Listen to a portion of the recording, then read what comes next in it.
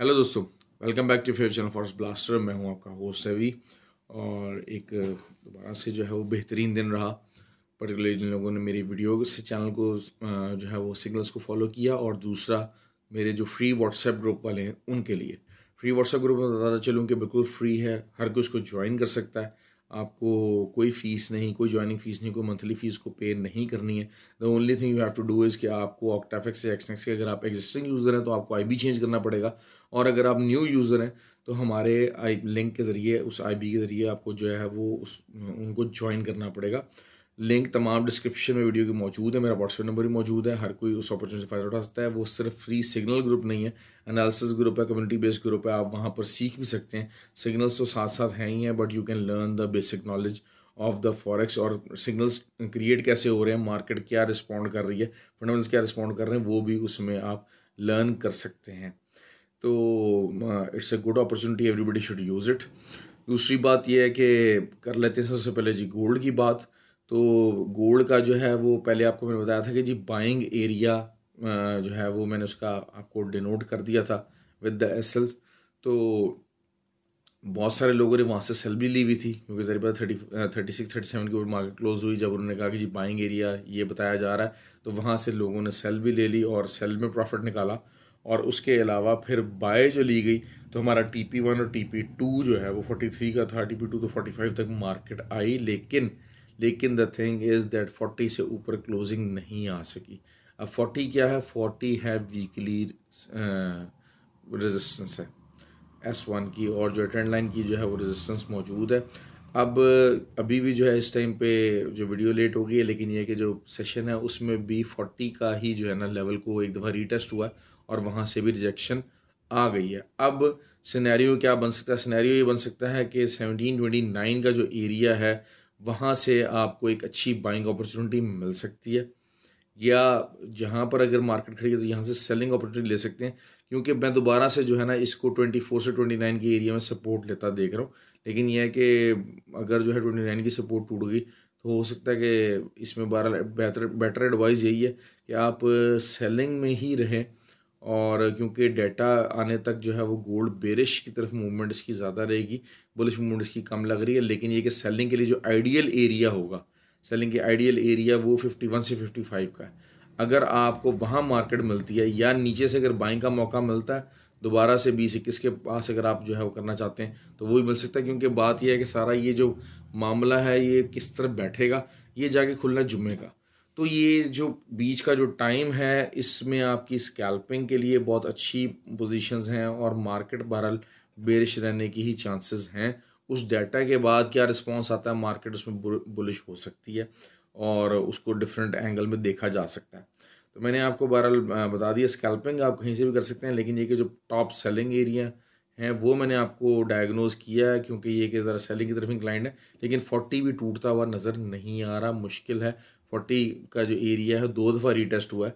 अब थर्ड अगर रीटेस्ट का सिचुएशन बनती है, तो फिर उसको देखा जाएगा कि जी क्या सिलसिला होता है। कि रियल रेजिस्टेंस टूटती है 40 की, तो फिर ज़ाहिर बात है 51 और 55 की तरफ हम मूव ऑन कर सकते हैं। या तो ये कि इधर आप यहीं से सेलिंग उठा सकते हैं, या फिर इस एरिया के ब्रेक होने का इंतजार करें, ताकि आपको बाई की अपॉर्चुनिटी मिल सके, और दोबारा 55 का जो एरिया, वहाँ से आप सेलिंग का कुछ सीन बना सकें। ठीक हो गया जी। ऑयल की बात करते हैं। ऑयल बेसिकली बेरिश था, मैंने वही बात की कि जो है वो सुबह के टाइम हमने वहाँ पर सेलिंग करते रहे, और एक एक नहीं 2 दफ़ा बल्कि जो है ना वो हमने अच्छा वहाँ पर TP निकाला। जो हमारा TP था 120 पिप्स के करीब जो है वो दोनों दफ़ा ट्रेड निकाली। लेकिन उसके बाद हुआ क्या? उसके बाद यूरोप की तरफ से जो है वो बयान ये आया कि जी वो अपने जो गैस रिजर्व्स हैं, एनर्जी क्राइसिस है and oil is also part of energy. मैंने कहा जी गैस रिजर्व जो हैं विंटर्स के जो 1 नवंबर की जो डेडलाइन है, उससे पहले ही 180% के ऊपर उसको फिल ऑन कर लेगा। लेकिन ऑन द कॉन्ट्री ये भी बता दिया गया कि तकरीबन 72% जो हैं वो gas reserves are already filled in. तो जिसकी वजह से एक मार्केट में आया कि अच्छा यार, ये तो मतलब जो है वो यूरोप बहुत ज़्यादा भी एग्रेसिवली गैस की और ऑयल की परचेजिंग करेगा। और उन्होंने 1 नवंबर को नॉर्मली वो करते हैं, और विंटर स्टार्ट होता है उससे पहले पहले। लेकिन उन्होंने कहा कि जी हमने फिल इन कर लेना है। लेकिन ये बताता चलूँ कि बहुत सारा जो पोर्शन है, पर्टिकुलरली जो गैस की जो प्राइसेस हैं वो जिस तरह से ऊपर गई हैं, उसकी मेन वजह यही है कि यूरोप इज़ ऑलरेडी रिजर्विंग, ताकि जिस किस्म की ज़लालत और मुश्किल जो है उनको उठानी पड़ी थी लास्ट विंटर्स में, इस वाली पोजीशन से वो बच सकें। तो that is the idea behind it. It's a good economic policy. और इसी के बाद से जब ये न्यूज़ आई है तो यूरो जो था, जो मैंने आपको बताया था कि यूरो 100% है, euro is a gold mine right now. आज शायद आपको जो जितना कल नीचे मिल गया था यूरो, उतना नीचे ना मिले और आने वाले दिनों में भी शायद ना मिल सके, but you never know, market है। लेकिन ये कि क्योंकि DXY के ऊपर डिपेंड करता है ज़्यादा, लेकिन इकोनॉमिक जो न्यूज़ है उसके मुताबिक जो है वो यही चीज़ हो सकती है कि 0.996 का अगर एरिया आपको मिल जाता है तो that will be a very good area for buying. और आप बाइंग करें और वही जो है वो 60-70 पिप्स दरमियान में कुछ जो है वो लॉन्ग टर्म आप बाय करें 6 मंथ्स के लिए, और उसके अलावा जो है 60-70 पिप्स निकालते चले जाएँ मार्केट से, और मार्केट को जो है ना वो यूरो को बहुत ज़्यादा अच्छे तरीके से इंजॉय करें। JPY जो है वो एक दफ़ा तो उसने जो है ना वो हमारा SL हिट किया, उसके बाद सेलिंग में दोबारा हम लोग बैठे, उसने प्रॉफिट दिया। अब दोबारा से USD JPY की जो है सेलिंग की सिचुएशन बनी हुई है और सेलिंग की ही कॉल उसकी चल रही है। कल से ही हमारी जो है वो सेलिंग दोबारा से ऑन है और प्रॉफिट में है। तो लेट्स सी कि जो है वो फर्दर इसमें क्या होता है, लेकिन बहरहाल ये कि इसके भी बेरिश आने के चांसेस काफ़ी ज़्यादा बन चुके हैं क्योंकि ट्रिपल टॉप की तरफ हम जा रहे हैं। और दूसरा जो है वो रह गया, गोल्ड भी हो गया, ऑयल भी हो गया। हाँ, ऑयल का ये कि अब आप दोबारा से आज सेलिंग ले सकते हैं। हम लोग सेलिंग की मैंने रात से कॉल दी हुई कि कल का जो टॉप लगा हुआ है उससे 20-30 पिप्स का ऊपर का SL दे के तो आप सेलिंग ले लें, और फर्स्ट आपका जो TP है वो 95.50 होना चाहिए। तो है SL लाजमी इस्तेमाल किया करें, SL के बगैर ट्रेड मत किया करें, पूरा पूरा जो अकाउंट वॉश करवा देते हैं ये चीज़ मत किया करें। दूसरा फिर ये भी बात हो जाती है कि जब हम ये $100-200 डालते हैं, इससे आप कभी भी ये चीज़ मैं बताना चलूँ, you won't be able to earn your living out of it. ये $100-200 के जो अकाउंट्स हैं इससे आप लर्निंग तो कर सकते हैं, और मेक श्योर कि initially you always make the mistakes, जितना मर्जी समझाता रहे इंसान, लेकिन ये कि एक मिस्टेक्स का एक लर्निंग साइकिल है, एक फॉरेस्ट का लर्निंग साइकिल है। वो लर्निंग साइकिल पूरा किए बगैर बहुत कम लोग हैं जो कि सक्सेसफुल होंगे। हम भी अगर सक्सेसफुल हैं तो हम उसी लर्निंग साइकिल से गुजर के आएँ। वही गलतियाँ, वही मिस्टेक्स बहुत सारी हमें ये बचती होगी कि हमें जिन्होंने बताया तो हमने उनकी बात सुनी, उनकी बात मानी और उसको इम्प्लीमेंट किया।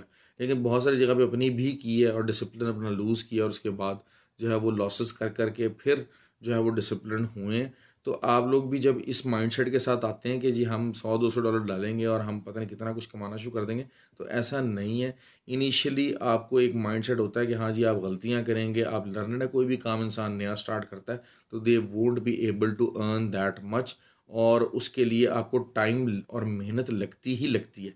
आप उस मेहनत और टाइम का जो प्रोसेस है उसको आप बाईपास नहीं कर सकते, आप चाहे जितने मर्जी स्किलफुल हैं, आप चाहे जितने मर्जी लायक हैं, होशियार हैं, but the thing is that कि एक लर्निंग साइकिल का जो टाइम पीरियड है उसको आपको गुजारना है। मिस्टेक्स हैं वो अपने हाथ से भी करनी है। मैं आपको समझाता रहूँगा, मैंने बताया ना फ्री व्हाट्सएप ग्रुप है, उसमें लर्निंग भी हो रही होती है, साथ साथ पूरे कम्युनिटी बेस्ड ग्रुप है, आपके क्वेश्चंस भी आ रहे होते हैं, तो उसमें हम समझा काफ़ी कुछ रहे होते हैं, लेकिन उसके बावजूद पीपल आर डूइंग दो same mistakes. They don't have the strategy. हम स्ट्रैटेजी दे रहे होते हैं लेकिन उसके बावजूद स्ट्रैटेजी के अंदर चेंजेस करके जो है वो मामलात को अपने मुताबिक चला रहे होते हैं। इट्स अ गुड थिंग, और ये आप शायद इसको रोक नहीं सकते हैं क्योंकि एक नेचुरल है। इंसान के अंदर तहम्मुल, चीज़ें आहिस्ता आहिस्ता, मार्केट को समझना, पेशेंस, ये टाइम के साथ साथ डेवलप होती हैं। तो इसके लिए घबराना नहीं चाहिए, लेकिन इवेंचुअली इसमें आप लगे रहें, इसको छोड़े नहीं। जो है वो आप इसको कर पाएंगे। लेकिन मैं बताता चलूँ कि डेमो अकाउंट्स के ऊपर जो है वो आप कभी भी सीख नहीं सकते, क्योंकि टेक्निकल्स आप जितना मर्जी सीख लें, फंडामेंटल्स आप जितना मर्जी सीख लें, initially for the initial good part of your year trading, your worst enemy is always risk and greed, fear and greed. तो फियर एंड ग्रीड और रिस्क मैनेजमेंट और अकाउंट मैनेजमेंट ये सिर्फ रियल अकाउंट पे आ सकती हैं। आप जितनी मर्जी डेमो पे लाखों डॉलर कमा लें, you won't be able to earn a single penny in the real world जब तक कि आप रियल ट्रेडिंग नहीं करेंगे, उसका एक्सपीरियंस नहीं लेंगे, उसका स्ट्रेस मैनेजमेंट करनी आपको नहीं आएगी। नेगेटिव्स की ट्रेड को होल्ड करना और प्रॉफिट में आई हुई ट्रेड को भी होल्ड करना, ये दोनों मुख्तलिफ काम हैं, लेकिन ये कि दोनों इंतहाई इम्पॉर्टेंट है। दूसरा, नेगेटिव में गई हुई ट्रेड को काटना और लॉस बुक करना विद द कॉन्फिडेंस कि हाँ मैं ये प्रॉफिट अर्न कर सकता हूँ, मैं ये लॉस कवर कर सकता हूँ।